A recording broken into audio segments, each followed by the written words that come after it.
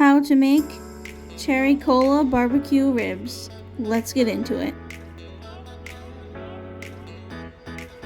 First, you want to get one long strip of tin foil. Heavy duty is preferred as it's very thick and sturdy. Make sure it's long enough to fit your rack of ribs on, and then place your rack of ribs on top. Basically, you want to make sure the tin foil is long enough and big enough to wrap the ribs in when we're ready. Sprinkle both sides of your ribs with salt, pepper, and garlic powder.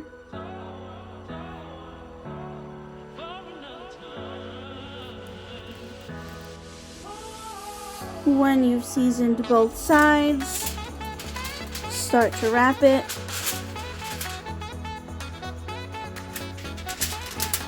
I usually go the long ways in first. Then I fold the sides in, making sure it's wrapped tight. When you got it wrapped up nice and tight, put it in the fridge and let it rest for about 30 minutes. And when you're ready, you want to bake these off at 350 degrees. Yes, I'm doing 2 racks, that's not really the point. You want to bake them off at 350 degrees for about an hour and a half or until they're nice and tender.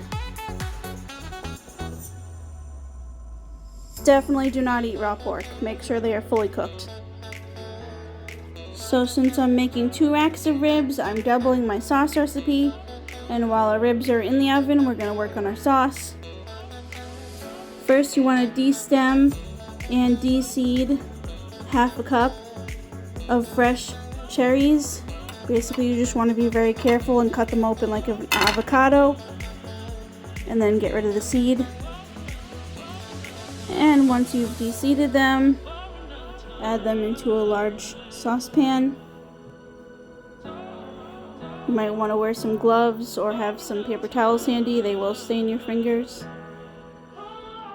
Add a cup of barbecue sauce of choice. Add a cup of Coke.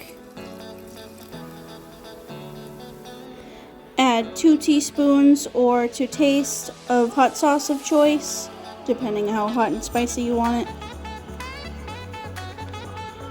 Now the recipe calls for a 1/4 cup of apple cider vinegar, but I've followed sauce recipes like this before, and frankly it's usually too much vinegar for me. So I would say maybe add up to a 1/4 cup of apple cider vinegar. If you've made sauces like this before, you'll know that it's very vinegary, the end product. I mean, I know it might be just to keep the shelf life or whatever, as well as to add some flavor, but it's just way too vinegary. So I added less. Once you've got everything into your pot, you want to bring it over to the stove and let it get to a boil. Don't forget to stir everything until it's well combined. When your mixture comes to a boil, you want to turn it down to low to a simmer. Stir it around occasionally and let it simmer away for about 30 to 40 minutes or until it coats the back of a spoon. Of course, I'll show you what that looks like when we get there.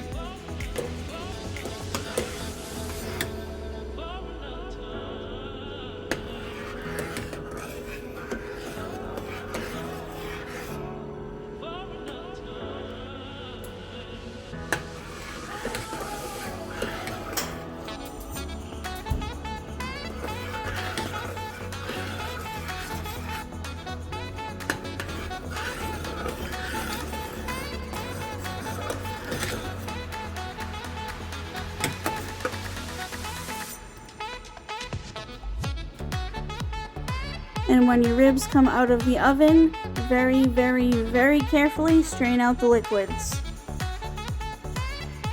Obviously it would be hard to show you one-handed, but usually I kind of hold them from the edges and then I kind of twist it a little, nestling the ribs so they don't fall out of the tin foil, and then strain it that way. When your mixture is nice and thick and coats the back of a spoon, take it off the heat. carefully start spooning your sauce onto your ribs. If you don't have a cooking brush like this, you can probably just use a fork, but start spreading out your sauce onto your ribs on both sides.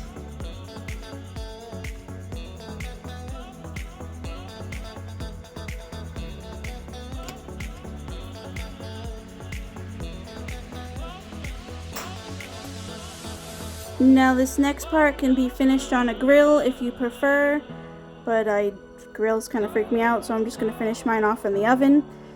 You can put it in your grill or your oven for about 20 more minutes until they're tender and fall off the bone. Now if you're doing the oven method, shut your oven off and then put the broiler on for about 5 to 8 minutes till it gets to the char you like. And if you're doing the grill method, don't forget to flip it halfway through baking. So if you're doing 20 minutes, you'll flip it over after 10 minutes. When your ribs are fully cooked and you've got them charred the way you like, take them off the grill or out of your oven and let them rest for about 5 to 10 minutes, just so they have a chance to cool down and kind of sit and rest. And when you're ready, serve with your choice of sides. I chose not to have any, I just want just the ribs. Also, if you prefer a more traditional low and slow regular barbecue with hot sauce recipe, I also have that type of rib recipe on my page as well if you'd like to check that out. But when you're ready, serve and enjoy.